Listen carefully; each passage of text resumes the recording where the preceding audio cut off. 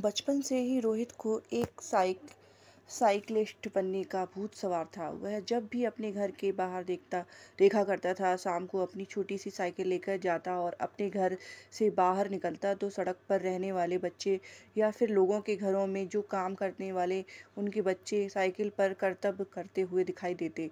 रोहित की माँ उन बच्चों से हमेशा रोहित को दूर रखने की कोशिश करती और घर का दरवाज़ा बंद कर दिया करती थी।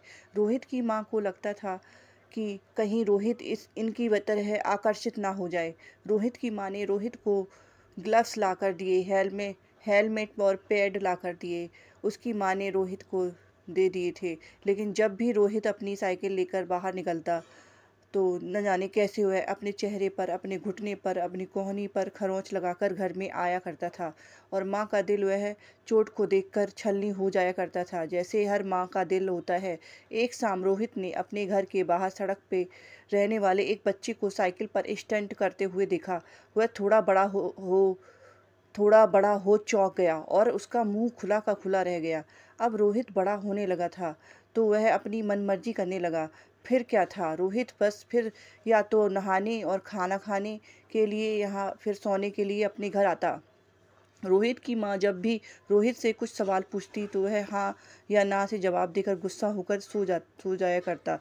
रोहित अब 18 साल का हो चुका था और उसने हमेशा हमेशा के लिए अपने घर को छोड़ दिया और उसके बाद 12 सालों तक पूरे देश में जहाँ कहीं भी साइकिल का इवेंट्स होते उस पर पार्टिसिपेट करने लगा। रोहित ने 18 साल की उम्र में घर छोड़ा था और 12 साल उसने अपनी साइकिलिंग में दे दी। तो रोहित के पास खबर आई कि माँ को ब्रेन कैंसर है। तब तुरंत ही रोहित घर आया। कीमोथेरेपी की ट्रीटमेंट के लिए रोहित सपोर्ट करने के लिए अपनी माँ के साथ गया और ट्रीटमेंट करवा कर जब वो दोनों घर पहुँचे, तब जब माँ सो रही थी तब रोहित की नज़र माँ के ड्रोज पर पड़ी। उसमें देखा कि उसने बहुत सारी मैगजीन रखी हुई थी और हर एक मैगजीन में रोहित ने जो 12 साल में अजीब किया था वह सारी फोटोग्राफ्स भी रोहित ने हर एक फ़ोटो में अपने अलग अलग स्टंट करते हुए देखा। रोहित चौंक गया था कि माँ यह सब फ़ोटो कैसे देख पाई होगी।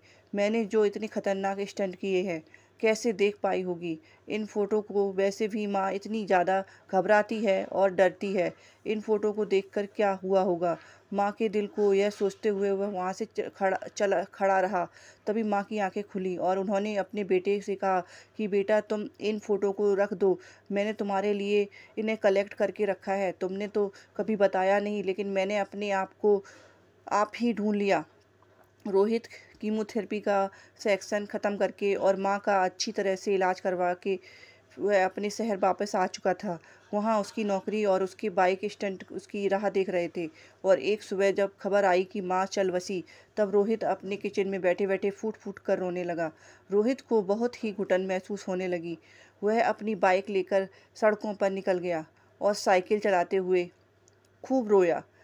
लाइफ कुछ आगे बढ़ी। सालों में जिस लड़की को वह डेट कर रहा था उससे शादी हुई और साल में उसके घर पर बच्चा पैदा हो गया। रोहित अपने बेटे को लेकर लॉन्ग वॉक के लिए निकला करता था। रोहित को ऐसा लगता मानो पूरी दुनिया उसके बच्चे को ही चोट पहुंचाने के लिए खड़ी हुई है। अगर कोई अनजान इंसान उसके बच्चे की ओर देख भी लेता था तो उसे लगता था कि वह किडनैप किडनैप कर लेगा। उस बच्चे को जब वैक्सीनेशन का इंजेक्शन लगाना होता था तो उसका दर्द सबसे पहले रोहित को होता। एक बार एक पार्क में रोहित ने एक मासूम से कुत्ते के बच्चे को इसलिए लात मार दी कहीं वह कुत्ते का बच्चा मेरे छोटे से बच्चे को काट ना ले। यह सब रोहित के दिमाग में बच्चे के सुखद जीवन के लिए उसके दिमाग में चला करता था। एक सुबह जब रोहित का छोटा सा नन्हा मुन्ना बच्चा टेबल से गिर पड़ा था, तब रोहित को विचार आया कि जब माँ ने मैगजीन में मेरी वह फ़ोटो देखी होगी तो उनके दिल पर क्या बीती होगी। अब रोहित को पिता बनना सबसे डरावना एक्सपीरियंस हो चुका था।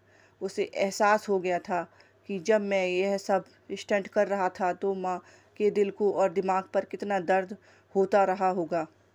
अगर आपको मेरी ये कहानी अच्छी लगी हो तो मेरे चैनल को subscribe, like, comments and share करें प्लीज़। Thank you.